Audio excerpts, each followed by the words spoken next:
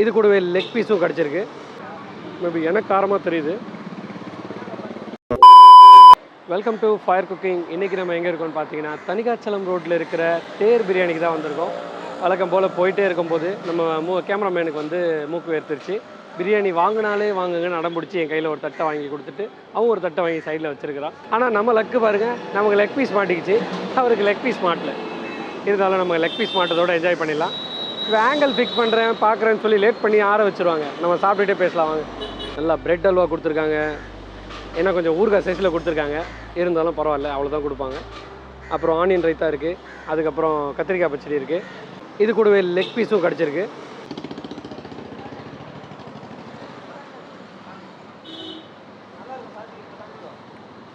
காரமாக இருக்குங்க, செம்ம காரம்.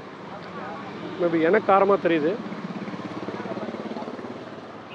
லெக் பீஸ் நல்லா சாஃப்டாக இருக்குங்க பாருங்கள். ஒரு ஆனியன் வச்சு கொஞ்சமாக ரைத்தாவையும் வச்சு ஒரு சிக்கன் பீஸையும் வச்சு அதை அப்படியே எடுத்து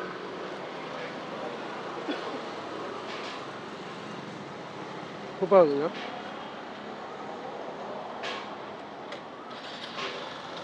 காரமாக இருக்குது, ஆனால் நல்லாயிருக்கு.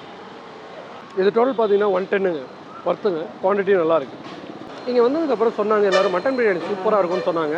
சரி மட்டன் பிரியாணின்னு கேட்டேன், அதுக்குள்ளே காலி ஆகிடுச்சு. நம்ம தலையில் இன்றைக்கி வந்து பார்த்தீங்கன்னா சிக்கன் பிரியாணி தான் மாட்டியிருக்கு.